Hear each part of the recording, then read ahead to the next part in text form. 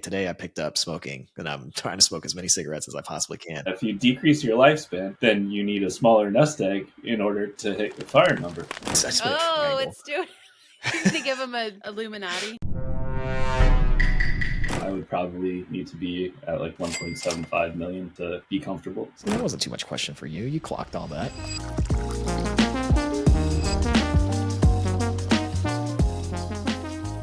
Okay, Tom, we're recording. You've been professionally in the web development world for a very long time, and you've got like a piece of crap computer, it sounds like, or super old computer. But like 2018 is kind of like that's aged for a MacBook. So have you been using another laptop or computer in lieu of that thing? Usually I use this one. I have a laptop that I had for my other W-2 job, which was worse than this one, even though it was newer. This one, even though it's 2018, when I got it, I spec'd it out to the max. Like, it's got 32 gigs of RAM, quad-core processor. It's really good. It's just that the battery has degraded over time. And then I think the computer kind of throttles the performance down so that it doesn't overheat the battery and whatnot. So... Okay. Yeah, because when you got on, you sounded like R2-D2. It was like, and it was like, okay, that's not going to work for a podcast, especially one as epic as this podcast is going to be, because we're bringing back all the people. There's a lot of background noise. Somebody's got a lot of background noise. They're going to have to like mute themselves when they're not talking. It's Ariel's cats. Yeah, it's definitely Ariel's cat. So, no, it was not my cat. It's my dog's long toenails. He will not let us. Oh, he's got the click-clackers. Yeah, he's got the click-clacks. Yeah. Sorry. No, it's guys. okay. Welcome to the podcast, Ariel's dog. But yeah, this is a questionable. This is not questionable decisions. You're on the wrong podcast. Questionable decisions inside of the money shop. It's Inception. Because a lot of people, if you've been following it, you'd have to be a very like dedicated OG fan to remember the Questionable Decisions podcast, which we actually did quite a few episodes. But that podcast, we've decided to consolidate our efforts a little bit. I've been doing the Money Shop podcast, which is just interviewing people, and we've decided to try to roll some other, just like, I don't know, different versions of the Money Shop in here, kind of mix it up a little bit. Maybe some people like the debate, some people like the questionable decision stuff. I don't know. But the genesis of this podcast originally was me kind of talking some crap about the FIRE movement, sort of, and then I kind of like analyze my feelings about the FIRE movement, and I realized like I don't really hate the FIRE movement. Tom is a big proponent of the FIRE movement, and is actively. Are you semi-FIRE right now? Sort of, kind of. What are you right now? Before we get into that, actually, can somebody define what the FIRE movement is for people who might be unfamiliar? So, like, can one of you do that?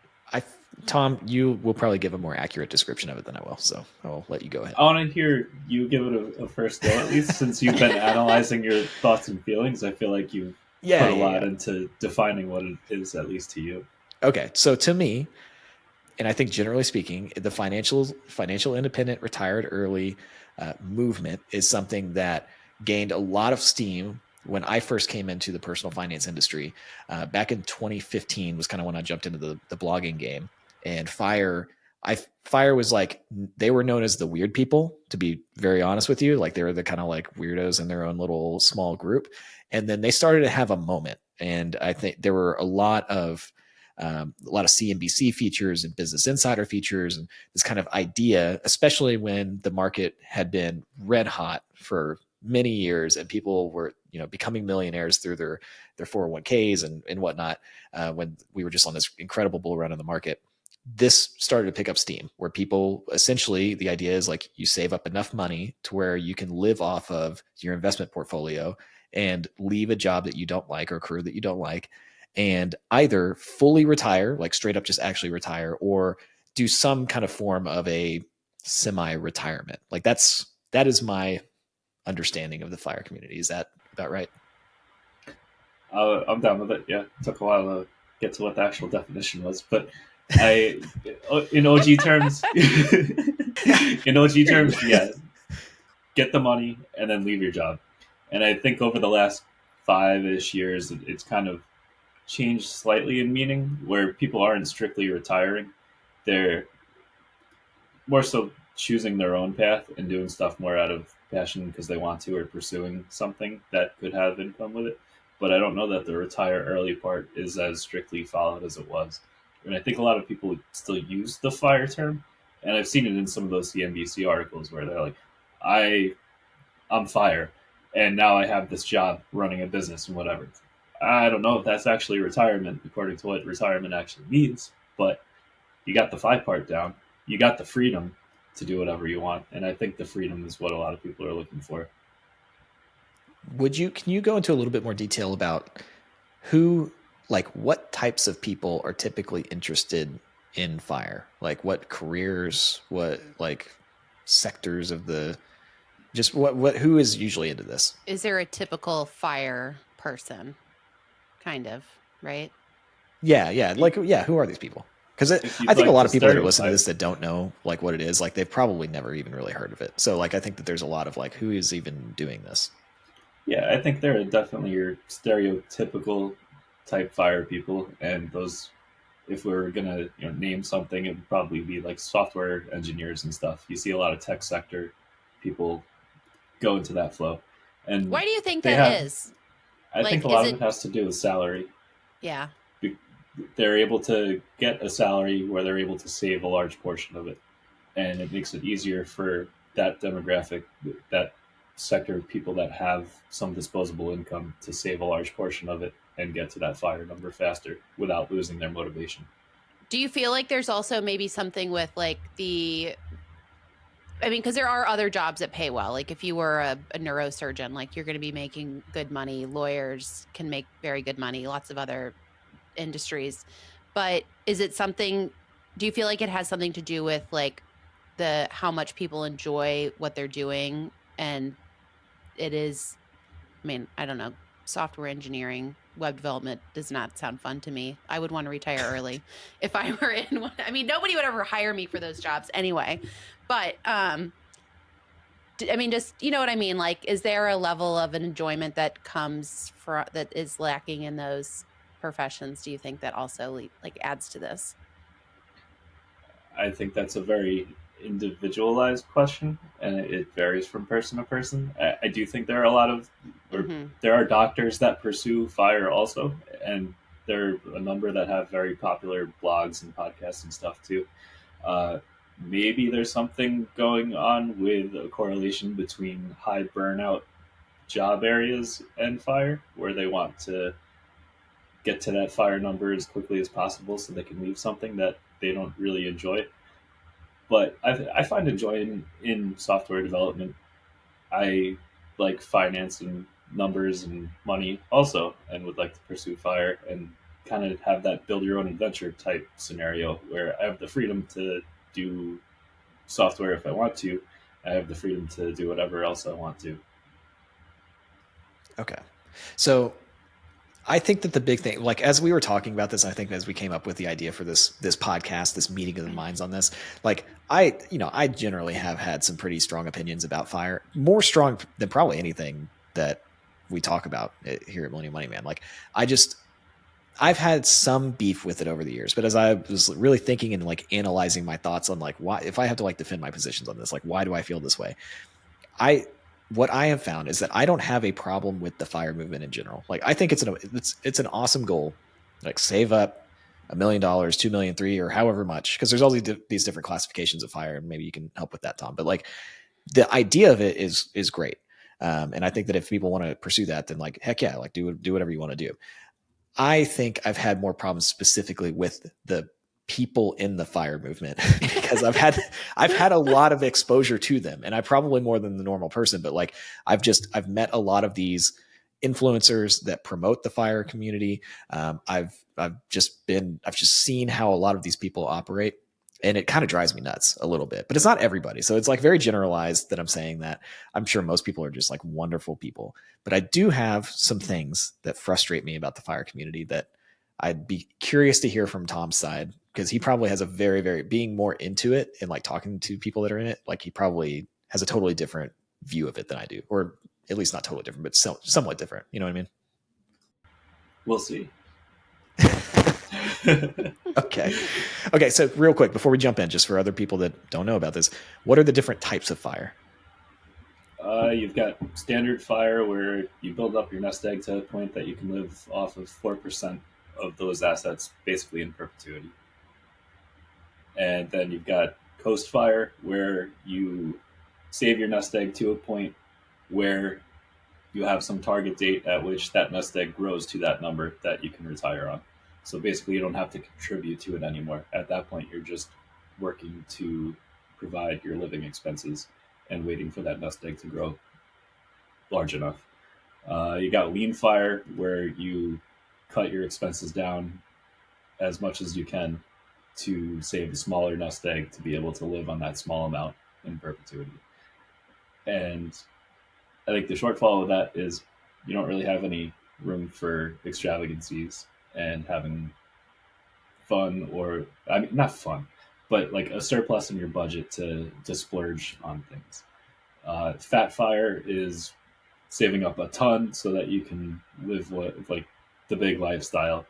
So just a larger nest egg, right? So that 4% is a bigger number that you can pursue anything you want, like traveling. Now, are the Did software? did you say the barista fire also? Did you talk about that one?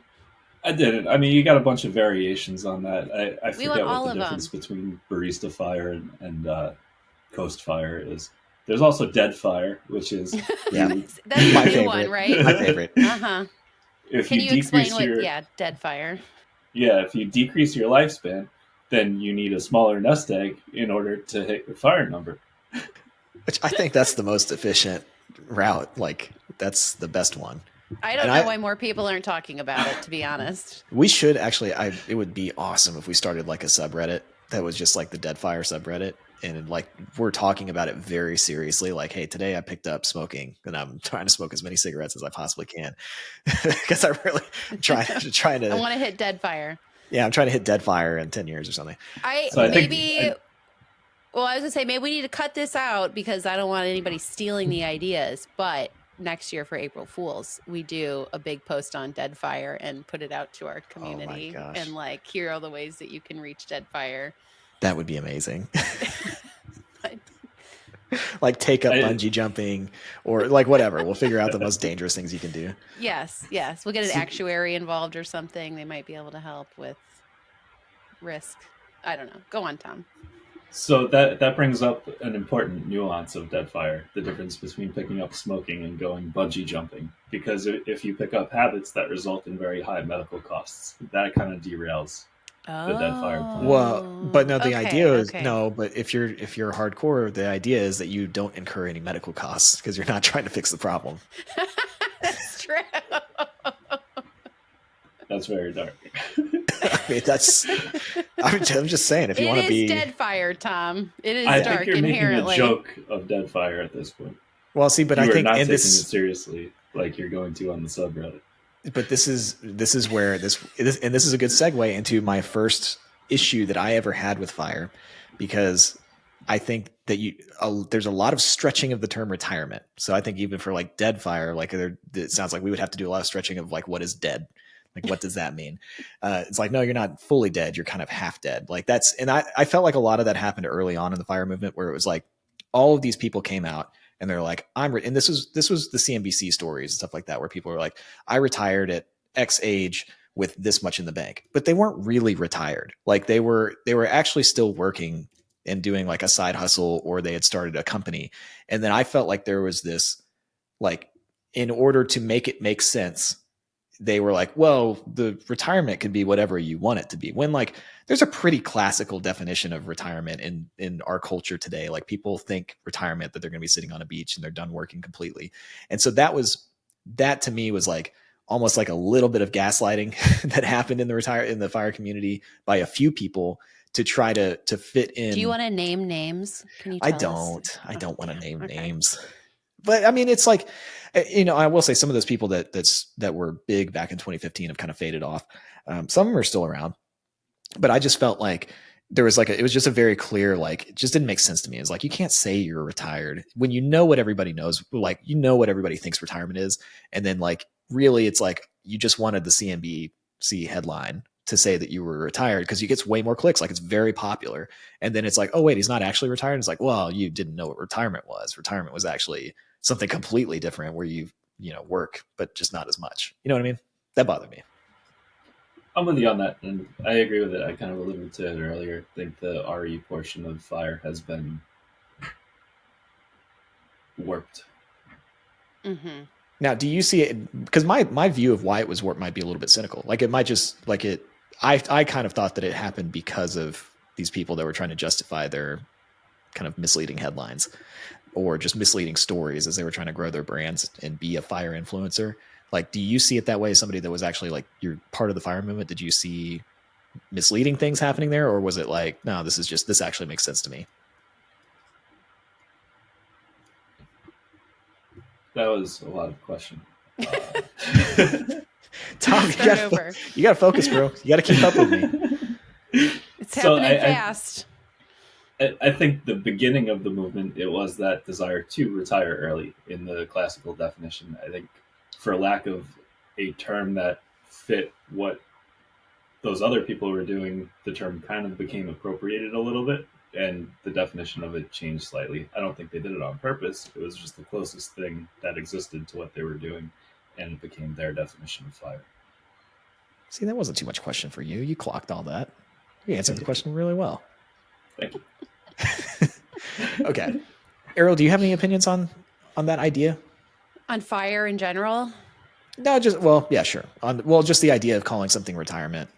Oh, yeah. I mean, yeah, definitely. Like, I think it is just when I think of retirement, okay, so let me back up a second. I think many of my ideas of retirement come from like what is traditional retirement. You don't have to work, like and you not only do you not have to work, you don't work, you stop working, you like spend time with family, you are spending time with your friends, taking up activities, hobbies, whatever it is, like all that kind of stuff.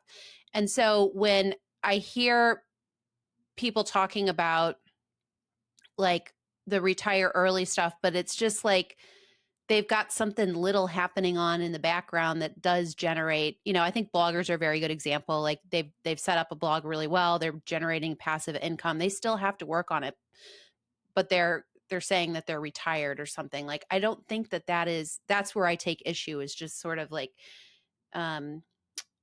and not when I say issue, like I'm not mad at anybody for saying these things, like compared to the person who works 40 hours a week, that is like, if you're working 5 hours a week, that is pretty much retired.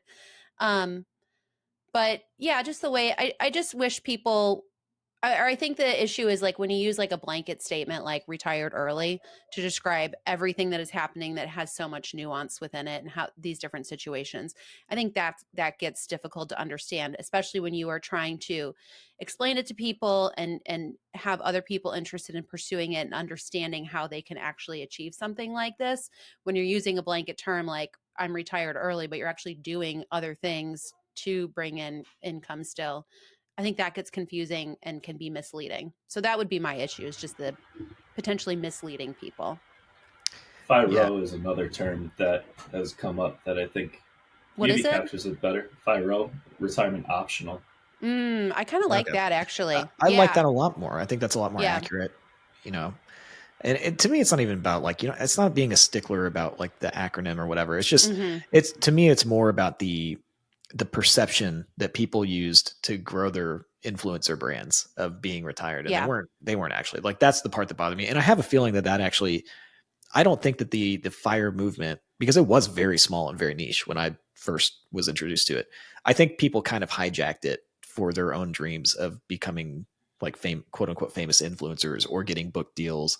So I think that it's not even bad actors necessarily, because like I don't have a problem with people growing an audience, but I'm guessing that the original intent of FIRE was like to truly retire and pursue like your hobbies and I don't know, think about stuff all day.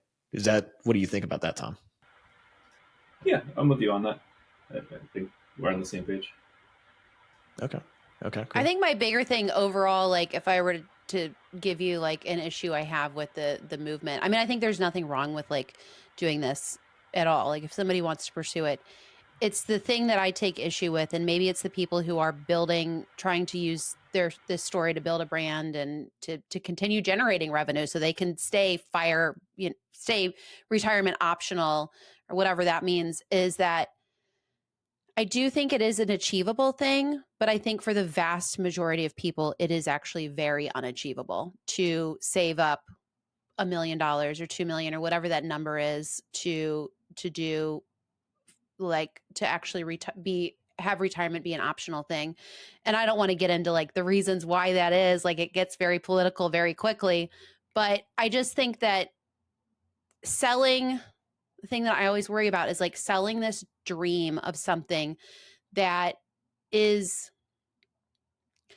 I feel like I've always seen it looked at as like, this is so easy. Like, you just need to save more money and then you can do it. And like, it's like, well, yeah, but everything is so expensive. And that's kind of my issue, because I feel like people just sensationalize it and make it seem so easy. And you have people who really are trying to do these things and they're buying into this like dream. But I don't know. Maybe this is like cynical, but I just don't think it's truly as achievable as the fire influencers would lead you to believe. And that, I think, works well for their brand and getting you to subscribe and buy things that coach you into it and whatever.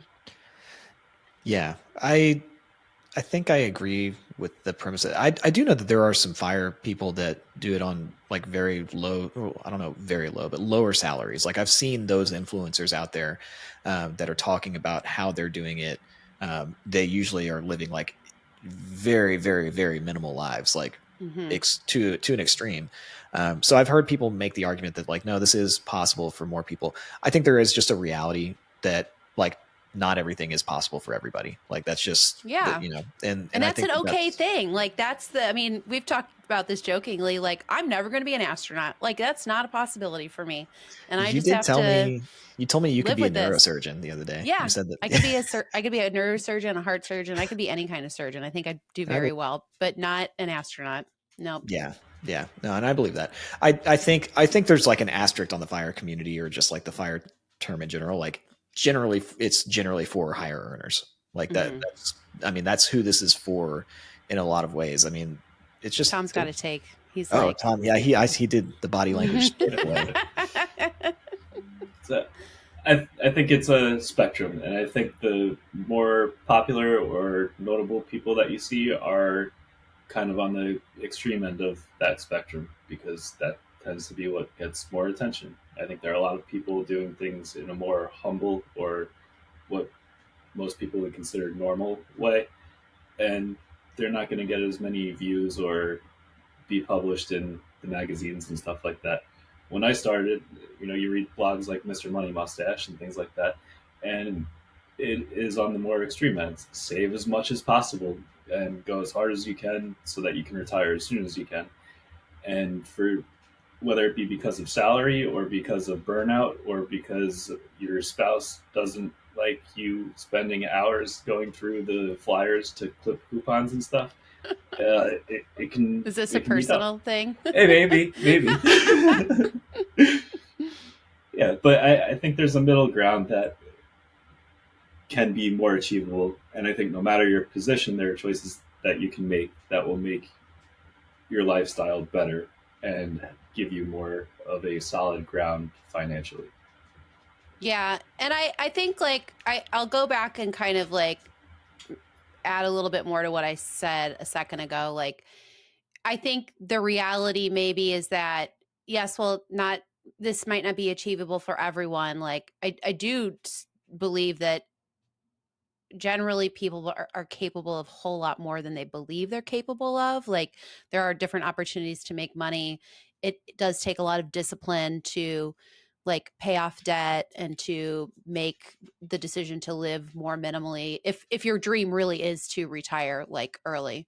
So I think that people are capable of much more than they think they are, because it's just like the pain of making a decision to cut something out that you don't want to cut out or that you're used to living with or that kind of thing. So I just add that in there too. Yeah, Yeah. I think on that road you need to define what brings you joy, what's worth spending the money on, where Mm-hmm. can you save money because it doesn't matter. And that was part of the learning experience when I got started, at least for the first few years. Because in the beginning, I tried to cut all of my expenses as much as I could, and it was great seeing that savings number go up. But you start to feel it at a certain point, and it becomes a real chore.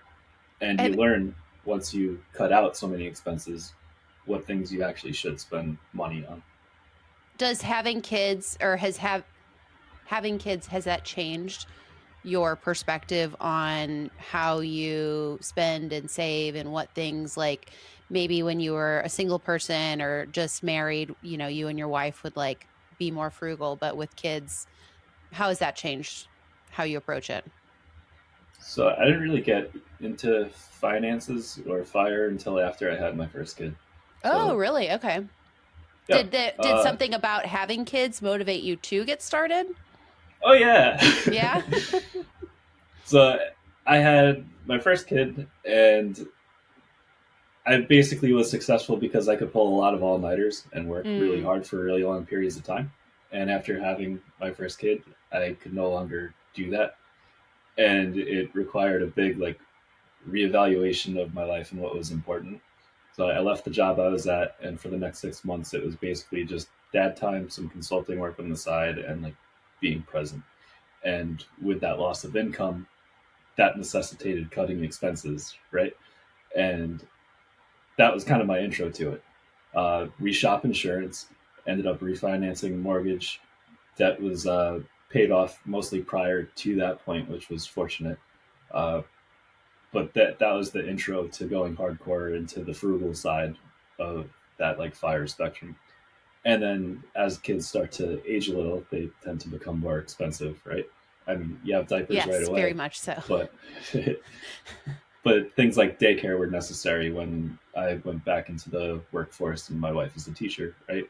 And daycare here costs more than my mortgage does. And then having two kids means double.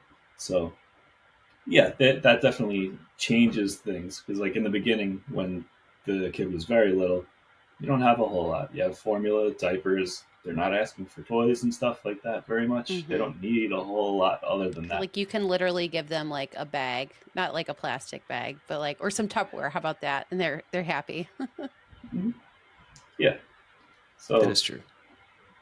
saving becomes harder as they get a little bit older, and when they get past the just needing daycare stage, then you want to start doing things as a family, and those can have costs associated with it. Taking vacations, going to Disney. There are fun things you can do as a family that don't break the bank, of course, but you do want to.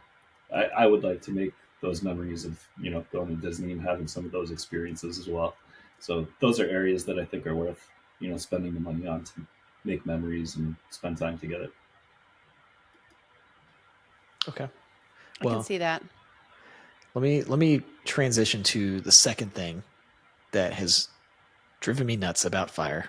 Yeah, I feel like this. I feel like this podcast when we just like scheduled this, Bobby was like, "Oh, I got so many feelings. I got like big I feelings on this," and I Tom do was have like, big feelings. "Yeah," and then this has been like a really like It's been laid a back. wonderful conversation. I know. Yeah, Um, the bring the heat, thing, Bobby. well, yeah, I'm going to try to, I guess. Uh, I think that there is in a large majority of the fire movement, I think there is a strong elitism that kind of is just like pervasive in it. And I've seen that Yes. my experience with that has been mostly in the Millennial Money Man community, especially in the earlier days. But there were a lot of fire people that were in the Millennial Money Man community that I ended up just straight up kicking out at some point because they're I don't know if it's because of the career path that these people are on, or if it's like they feel defensive about the fire movement in general because people kind of take shots at it. But they would go out of their way to make beginner personal finance people feel like crap about like not knowing all of the things that they should, quote unquote, should know about personal finance. And you would just have these honestly bros. It was mostly these bro dudes that were in there just like anytime somebody have a basic question about personal finance, they would be like, oh, well, that's so stupid. You should be doing this. And they were always fire people, like always, like every single time. And so I got to the point where I was like, I don't want these people in my community because like everybody has to start somewhere. Like I don't understand this idea of like, if somebody's at a lower level than you in their personal finance knowledge, why you have to go out of your way to try to make them feel stupid because they're not doing things the way that Mr. Money Mustache would say to do it. But I'm curious of your view of that, Tom, because like you're more in these communities than I am. I see it from the other side of it. I don't know that I really see a whole lot of that, to be honest. I agree it exists. I'm sure it does. It's just not where I am, or maybe I've self-selected and kept away from those areas. I'm not on Reddit all that much in the finance communities. Every once in a while, I'll read a post that's in something fire related, uh, but usually finance communities, I'm mostly spending time in Millionaire Money Mentors. And over there, it seems like a much more collaborative environment. You have people all across the spectrum that are fully retired, military people that have their pensions, people that are just getting started and looking for advice on debt payoff, uh, everywhere in their career, looking for how to grow their salaries and things like that, and getting advice from these people that are further along. I think at least there's a lot more help and collaboration than feeling like you need to raise yourself above someone else, because I don't think you doing well affects someone else, right? And there's no people can compare, I have 5 million, you have 10 million, or whatever it may be, and I want the bigger mansion and that type of thing, the keeping up with the Joneses, I guess. But I don't see anything that really keeps, any reason for keeping someone down so that you can do better. So it doesn't really work that way in fire. I feel like the kind of the toxicity that you brought up, and like I agreed that I have seen that in the early community, the early Millennial Money Man community, or even like I don't know. I mean, you'd see it other places, but that happens in every freaking space that has people who feel like they are experts about something. Like that I'm very active in like some knitting groups, and you have some knitting elitism in there for sure. They're like, you're knitting with acrylic yarn? Like, my God, I'd never touch it. And it's like you put gasoline in your like car. Like that's like you're not free from all of this Right. stuff like crap or whatever you would call crap. And I just feel like it happens everywhere. And it's just like anytime somebody, I think it's a combination of things, like somebody like learns how to do something, figures something out, like how to retire early, or like they're on that path and they want to share it with people, and they like feel like they know so much about like, oh my gosh, this is an amazing thing that I want to share with people. But I think it's like maybe it's a personality type where it comes off in a way that sounds like they're like trying to share what they feel like is the best advice, but it can come off as like toxic or very like you're putting people down because they just don't know how to speak to other human beings in like a decent way, I think is probably the issue. Yeah. Yeah. I mean, it very well could be that that's just like a feature of every niche. I just, and maybe I don't see it as much as I used to, but I think it's because I've kind of stayed away from those communities, for the most part, just because it was driving me nuts. But I just remember it was like really pervasive. Early on in the fire community. So maybe it's evened out a little bit. Maybe it's not quite as bad as it was before. Could be. I mean, there are some very popular radio personalities that do tend to say slightly inflammatory statements in regards to people's personal choices. Shocking. Are you talking about Dave Ramsey? Who are you talking about? Maybe. Yeah. You can call him out. Yeah, come on. Yeah. He's used to it. It's not for being a radio personality. I think, saying certain statements in the ways that he does helps with the viewership and to some extent getting the points across. And maybe he makes an example out of something that maybe isn't so bad, but by making an example of it, people are going to remember it. So if it benefits the audience as a whole, okay. Yeah. I was actually I had a conversation on the Money Shop yesterday with Erin Lowry about that exact thing. And she was talking about like TikTok culture and the finfluencer space, and a little bit of Dave Ramsey, where it's like, unfortunately, that is what gets eyeballs, like that kind of like almost venom of like going after people, telling them they're stupid. Like it's just very clippable and it's like very viral. That's just the unfortunate reality of the internet, you know? Do you think the fire community would have like, I mean, do you think that the internet, I mean, it's obviously part of it, like spreading it, but would there be the same thing without the internet? I mean, I think so in I, some extent, in but some extent, in the small circles. I mean, I'll tell you, like the first year I went to FinCon, I, I love telling the story because it was so weird. Um, I got invited to a fire party. And I was like, okay, this is kind of cool. Like, you know, there's some people I'd heard of, and I was like, that'll be fun. Like, go up there and hang out. So they had like, it was like a top floor room at this hotel that, you know, it was like a suite or something that they had booked out. Um, and so I went up there and I was like, this is gonna be a super fun party. I walked in, totally silent. Everybody was just sitting against the walls on the floor and barely speaking to each other. why? And so I stayed in there for about 10 minutes and I was like, this is the worst place I have ever been in my entire life. It was like you took the most awkward people in society and then you put them in a room together and they didn't know how to talk or something. I don't know exactly what happened. So immediately left.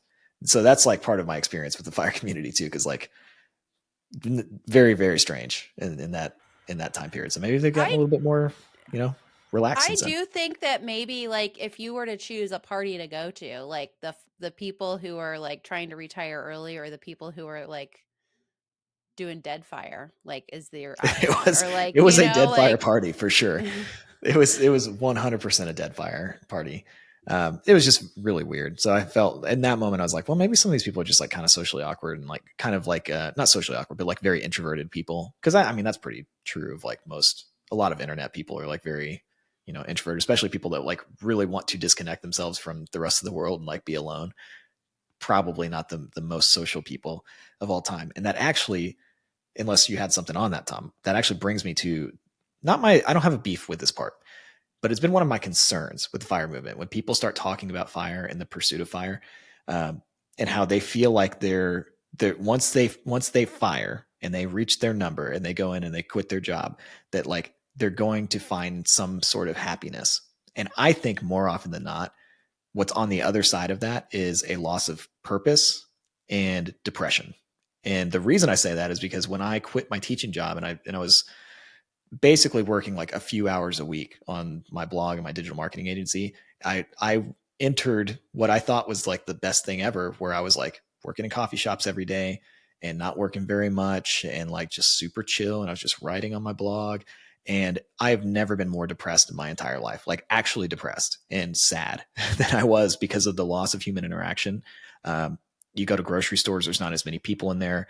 It like you lose the community that you're kind of forced into with the job, which, you know, a lot of people talk, and I do want to talk about this a little bit later, but like a lot of people talk about like you should find your purpose shouldn't be rooted in your work. And I think there's some validity to that. But I think that there is far more chance for loneliness and sadness and loss of purpose when you leave work than people realize. And I've seen this also with my friends that own businesses that sell their business and they think that they're going to sell their business for, you know, millions of dollars or tens of millions of dollars and be happy. And almost every single time I've seen it, depressed and lose their sense of purpose and immediately come back to work in some form or fashion. Thoughts?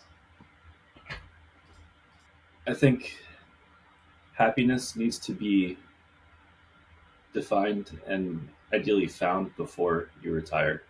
You need to figure out what that purpose is and not be striving to like reach it. It's not on the other side of the fence. I think you can be happy now, and ideally, when you do that retirement, you're able to maximize on that happiness and do more of it. You know, uh, I don't think people probably spend enough time figuring out what their retirement looks like and planning for what happens after retirement. They plan to retire, right? And everything is about hitting that stick in the sand, right? You got your nest egg there, and then they're left with the now what, like you said. I, a lot of what I've seen is you should be spending like, you know, from 5 years out doing your planning for what you're doing in retirement, and I don't think enough people do that. Uh, to your point about social networks at work, I think there's a lot of truth to that. It doesn't have to be your entire purpose, but yeah, a lot of the people I interact with daily are my coworkers, be it you or at my other job, which I just got laid off from yesterday. The biggest gut punch in that is getting shut off of the Slack, right? Oh, Because Oh man. that Slack channel is where so many of those interactions have. You have your video calls and stuff like that.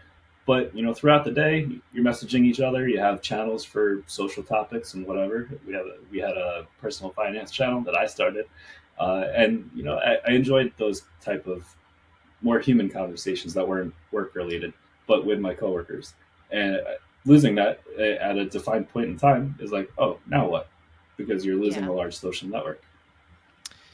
Well, first, I'm just going to say your audio sounds a little weird to me. But Sorry. while I say that, I'm going to wrap my arms around you, Tom, and give you an internet hug. Just to Hearts. A heart. hearts. Yeah, hearts. I don't know if it'll wait. I just made a Oh, triangle. it's doing. You're gonna give him a Illuminati. I just hit him with the Illuminati. It froze up my camera too. Okay, you might need to like turn something off and back on. You have like, do you hear that, Ariel? I'm gonna mark this part. Do you hear that from him, or is that just me? Right now? Oh, I hear it from you too. So maybe I'm the drama. Maybe I'm the problem.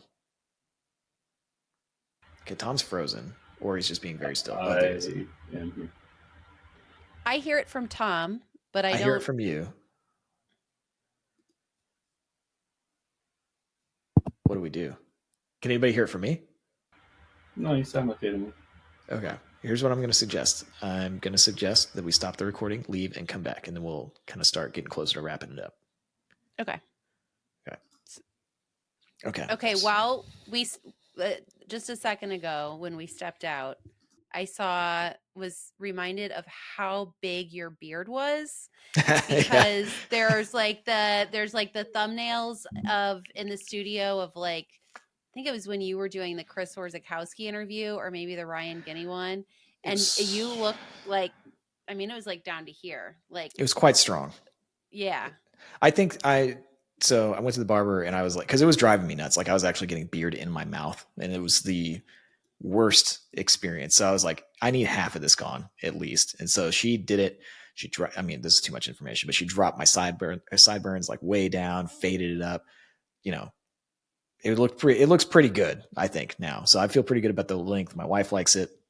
So I'm going to kind of stay here for a little bit. This is going to be my new look. So I don't know if that was a compliment, but thank you for noticing. It is it does look. It looks good. It was just striking the difference. That's what it was. It was getting a little.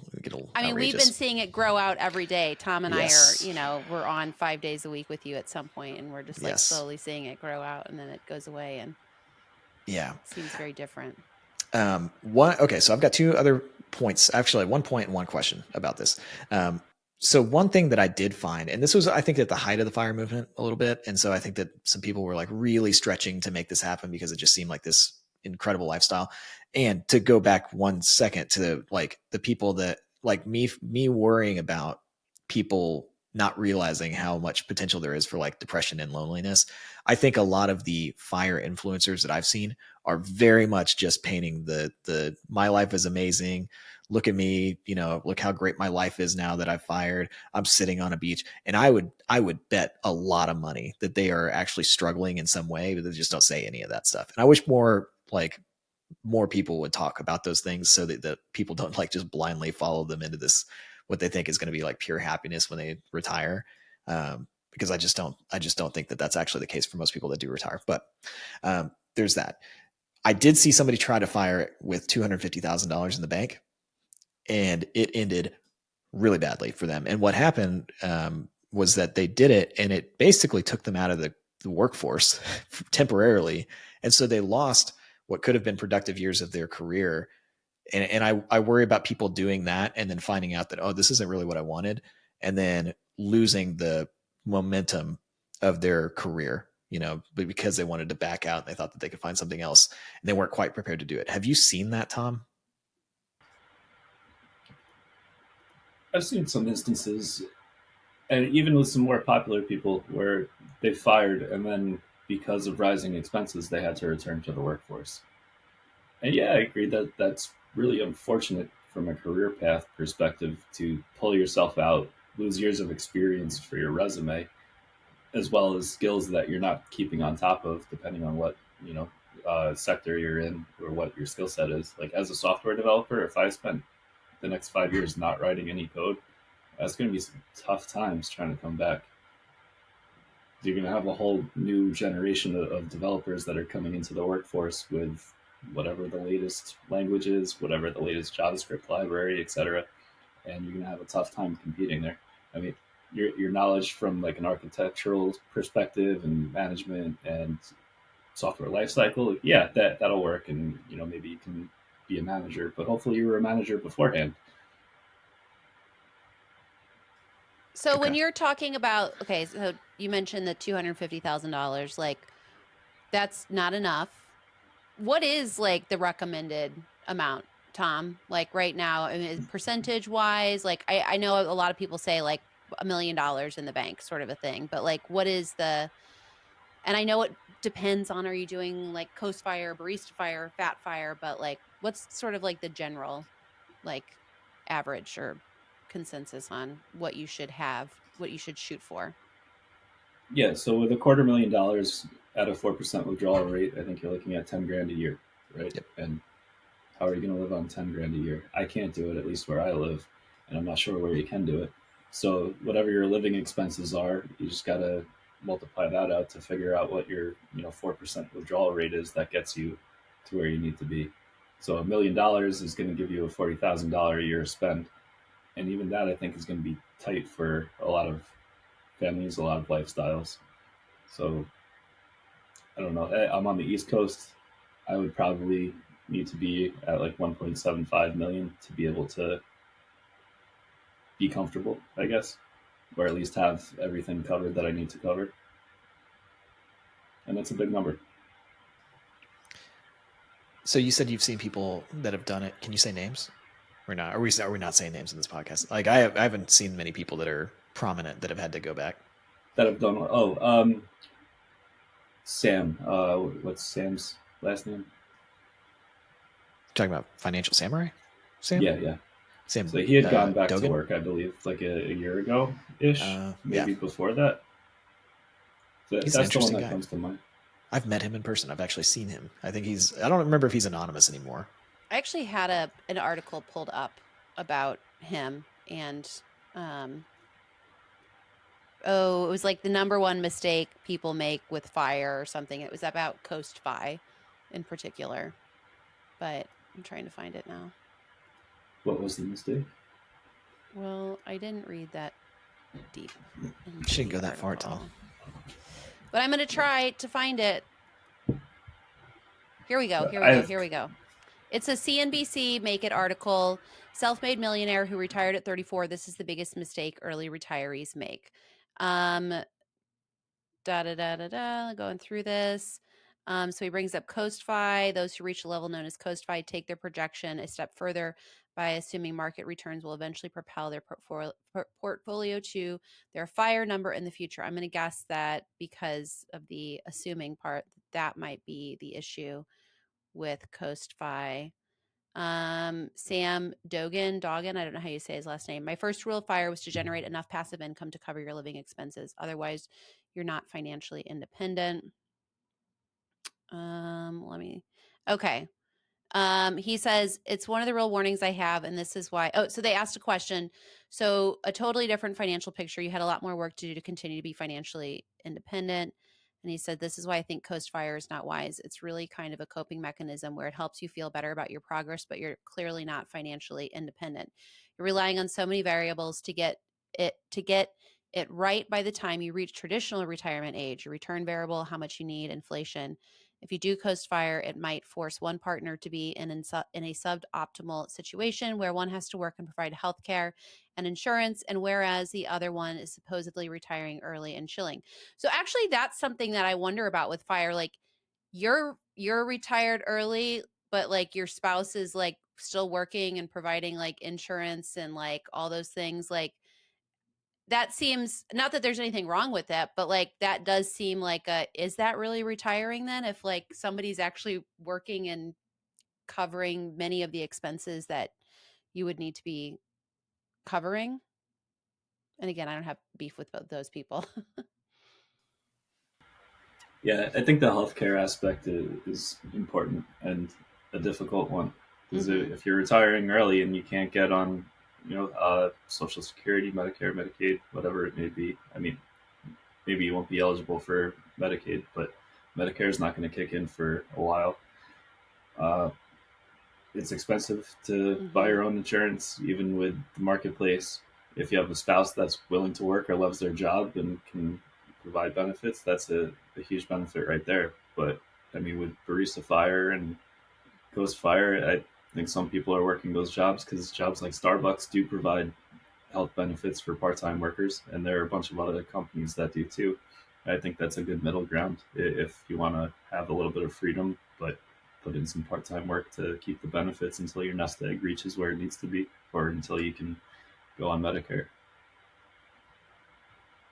Yeah. No, that does make sense. Like, the idea that I don't know, more and more, but there are more part-time jobs, it seems like, that offer those benefits. And like, if you can go to work, we were just talking about like your network of people and like being around people and the social aspect of work that's so important that people I think miss is, you know, going to work somewhere like Starbucks part-time or wherever else it might be. Like you get insurance covered, but then you also get that like interaction with other people that is probably very important for long-term success with this.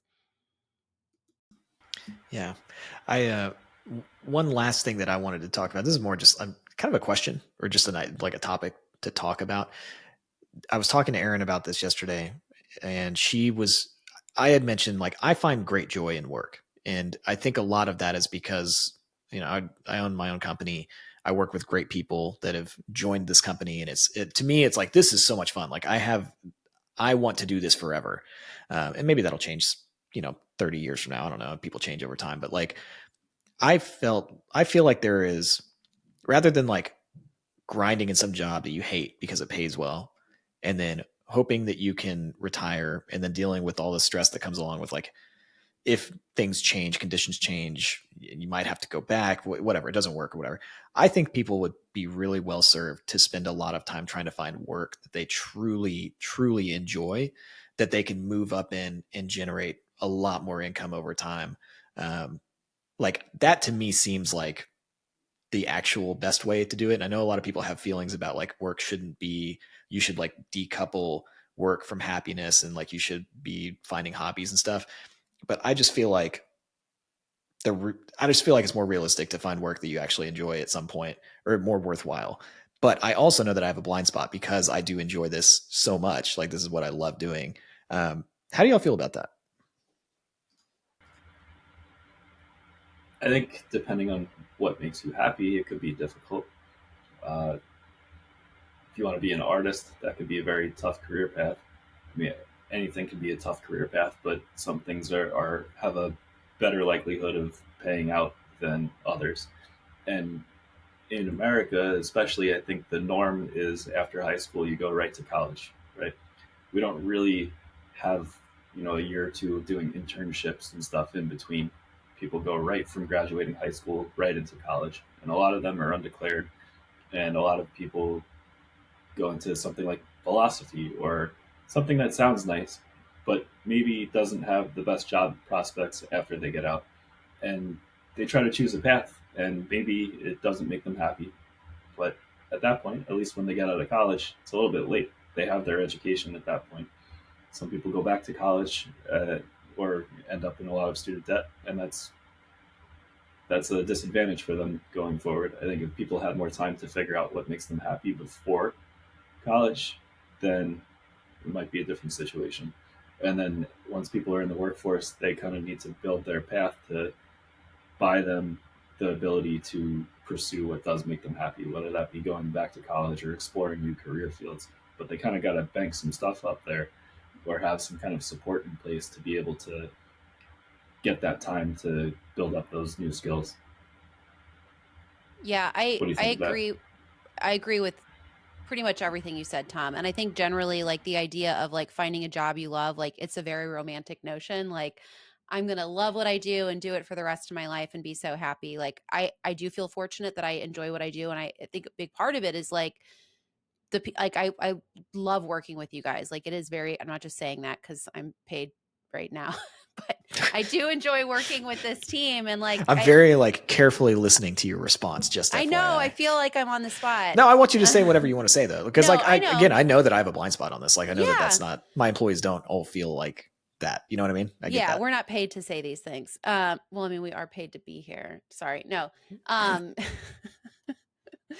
No, I do enjoy what I do, and I do like getting up and going to work. And it is, you know, it's like on Sunday nights, I'm like, I am excited to get up and on Monday morning and work. But I think that that is not the reality for a lot of people. And I think that, I don't think that you like, I don't think it needs to be like the reality either. I think I remember hearing somebody say something, I might get it wrong the first time I say it or try to repeat it, but it's like, instead of loving what you do, love what you do allows you to do, or something like that. That's like, if you don't find like some enjoyment or pleasure in your actual job, you're not passionate about it, be passionate about what it's allowing you to do, so that there is some like you're getting some energy from it. It is motivating in a way to do what you do, or to get up and go to work. But I do like, going back to some of the things that Tom said, I think it's incredibly expensive to live, like, and I mean, where we're at, yes, but I don't think that it's that like the US is alone at all. Like, I think it's just inexpensive to live and to have a home and to drive a car and to do many of the other things that like society tells us like we should be doing. And so when you have those sort of inherent expenses of being a member of society, you have to, I think you feel forced to figure out what you're doing to pay for those costs before you have time to actually really figure out what it is you want to do that you could find joy in. And so I think that, you know, while I think we're very fortunate to be doing something that we do find some joy in, I think that we also, sorry, I was distracted by a Slack message. I just think we're fortunate, and I don't think it's for everyone. And I think that's okay that not everybody enjoys what they're doing, is what I'm getting at. Yeah. Well, and to just kind of, maybe not even counterpoints necessarily, but like, one, when I say that I'm very happy doing what I do, I will say the amount of stress that I feel like I deal with now, like when I was a teacher, I hated my job, and it was a different kind of like, I felt probably how a lot of people that are trying to pursue fire feel, where I was like waking up and I felt like this is the worst thing possible. The amount of stress in this thing that I do now that makes me very happy is incredibly higher, because there's so much more risk associated with what I do now versus then. There's not really a safety net. And just, you know, hiring people and all that stuff. There's a lot of headache. Specifically, the state of Missouri has given me the most headache out of any state of the people that I have hired. Why are you talking to me about this? I don't belong in Missouri. I'm from St. Louis. but my point is, like, you know, when I said like I am very happy and I found a lot of happiness doing this, that doesn't mean that it's been perfect. And I think that I feel like people try to find like a perfect situation. And I don't think there is one. Like, I think that you're gonna, like, if you do the fire route, I think you're gonna find some unhappiness and some like stress at the end of that ride. And then you have less options to control how your life goes after that, I think, because you've left the workforce. Or if you choose entrepreneurship, like I did, like there's a ton of stress, but there's like so much upward potential. So I think either way, it's like, you're not going to be able to find like the perfect situation where you just like go to work and you're happy every single day. I mean, there's some level of suck in all of it. I just feel like a lot of people would be better served to try to find something that aligns a little bit better with what they do or what they want to do in life, or gives them the freedom to do that, but maybe even work longer instead of trying to leave the workforce so early. Like, find something that is maybe more tolerable, or you have higher upside, and have a higher level of happiness on average for a longer period of time, instead of like making things suck for a while in the hopes that you feel better after. Because I also think a lot about like family too. Like, it's like people talk about wanting to be like super present with their kids. And I mean, I love spending time with my son, but if I was still a teacher and I was as unhappy as I was, and let's say I got to spend more time with him then than I do now, like, what is the quality of the time that he's spending with me? And like, what kind of father, like, am I being, in that situation, or spouse am I being when I'm like really, really unhappy? And so that's the other thing that I think about a little bit with this stuff, is like trying to find some kind of work that you on average feel better and you're happier, so that you can even maybe you don't spend like as much time with your kids, but the time that you do spend with them is like really, really high quality and like great for everybody. And I know that's a very subjective thing that I just said, but that's the way that I kind of think about all this stuff I mean, I think in general. that's all interesting. And like, I think like I mentioned earlier, like the thing with like the pain of like, you know, saving up a lot of money, like living very minimally, like cutting expenses, that kind of stuff, or working more and the time that takes and everything.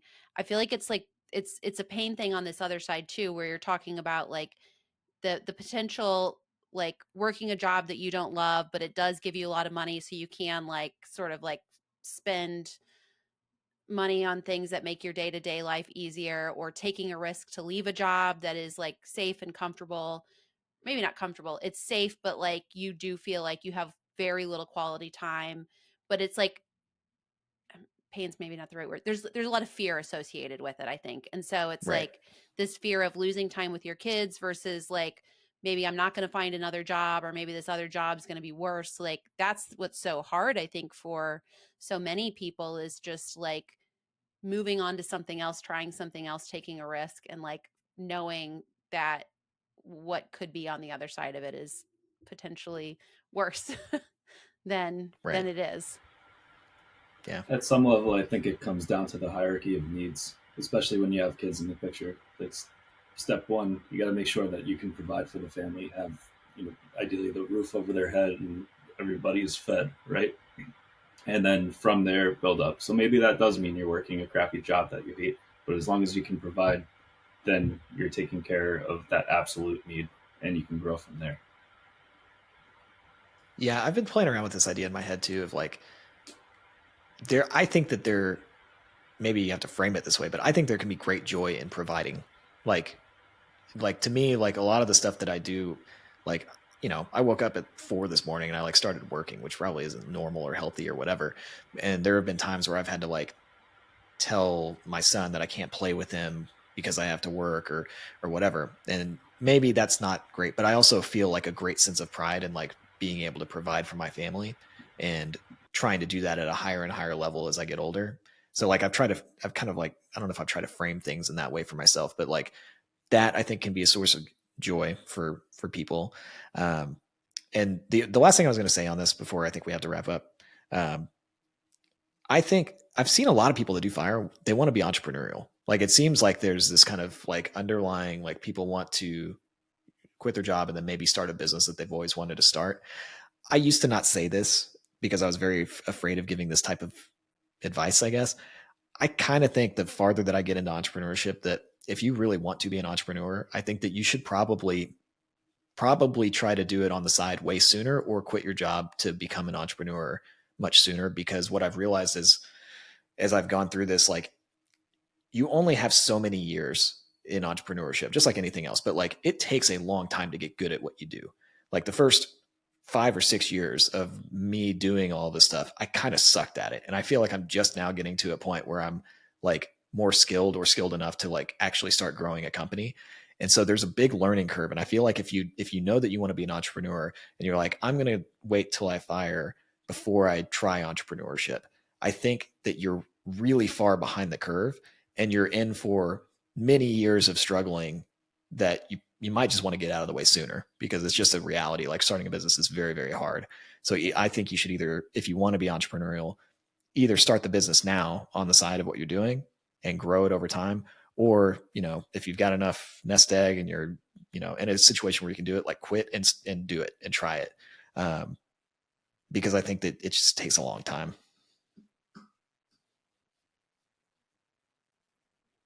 That's all I got.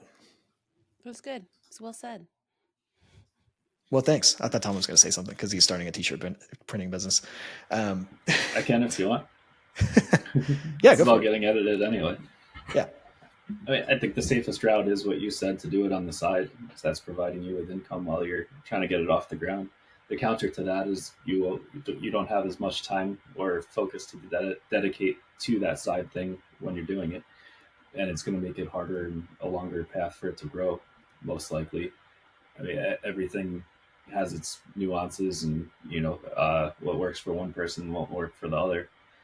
But maybe there is a higher level of success in jumping in with both feet if you can make sure that you have built up enough of a nest egg to give you some runway. I would not recommend someone just quit tomorrow to pursue that dream and then be like, oh, there's not enough in the bank to pay the mortgage, or I wouldn't and I recommend don't that think either. that's what you're Please don't saying. do that. Yeah. No, I wouldn't recommend, because that's not what I did. I mean, I paid off all my student loans, and then I saved up some money, and then I quit. Also, like, I didn't have kids back then. Now, I think I still would have quit even if I had a kid.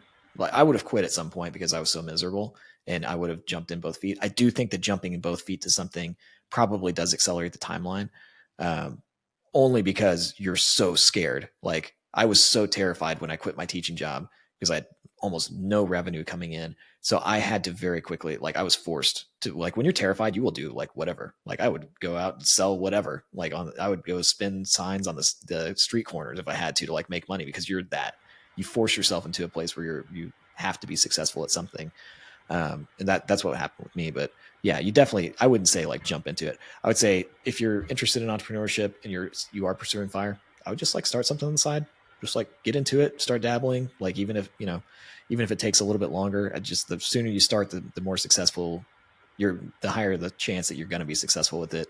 And it also just gives you another option. Like, instead of just like quitting and doing nothing, you can quit and, actually do something. So, well, anyway, I think I'll just go back really quickly. Like, I think this ending is such a nice way to kind of like tie everything together, because really, I think what the FIRE movement is about being financially independent, being able to like make choices. Like, you've set yourself up in a way to make a choice, to just live life on your own terms and not be beholden to like a job or an income or whatever it might be. Like, when I started decided to quit part-time jobs and to actually do like freelancing full-time, I didn't have enough clients to do it, but I had some. But the big thing for us is that we had paid off our mortgage, and so we had this like huge bill every month that like was not there, and I could pursue it with, feel the freedom to pursue this thing that I was enjoying, and because we had made some decisions. And so I feel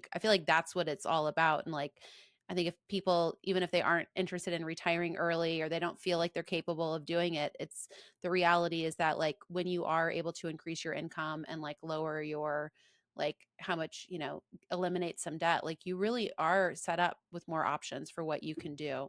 I'm not thumbsing up anything. Sorry, guys. No, my camera thinks I'm like doing that. Sorry. But No, yeah, like I think you just open yourself up to more possibilities, and that's the beautiful part about it. Yeah, I agree. I actually really just, the biggest thing that came out of this conversation, like, I like FIRO a lot more than FIRE. Like, I actually think like a lot of the things that I have a problem with FIRE are just related to the name just not actually fitting what the quote unquote movement actually is anymore, maybe. So I don't know. It just doesn't sound as good as FIRE. I know. FIRO sounds a little weird, but whatever. It's just an acronym. Just an acronym. All right. Well, thanks, Tom. Thanks for battling it out with me. I don't think it actually was much of a battle. I think it was like very pleasant. Like a hand-holding battle, walking the same way. You guys are walking down the beach, holding hands, talking. Yeah. What do you think about Thanks for watching, everybody. This is a Questionable Decisions it's the inception inside of the Money Shop. Right. If there's anything you want us to talk about, or I don't know, if you want us to debate something or bring somebody on to debate with, whatever, we can talk about Dave Ramsey all day long. So if Dave Ramsey came on here, that would actually be a fun one in the future. Like, let's all bring up things that Dave Ramsey does that we disagree with, and we can. I think that there's actually. Because I have, that's a whole different conversation. I would love to have a podcast dedicated to, like, one episode dedicated just talking about like pros and cons of the Dave Ramsey way and how they do things. Because I think they're such a big player in the personal finance space, and so many people. So I think everybody on the team, kind of has different opinions about what they do. So maybe that's the next one we do. So I don't know, tease that. Maybe we'll do that next time. Yeah. All right. Click the like button if you want more. Right? Like, subscribe, something like that. We're on all the podcast places, Spotify, all those different things. So listen, and more interviews coming out soon. So that's it. Bye. Bye. Leave your thing open so it can finish, right? After you Yes. leave? Yep. Okay. All right. Bye, guys. Bye-bye.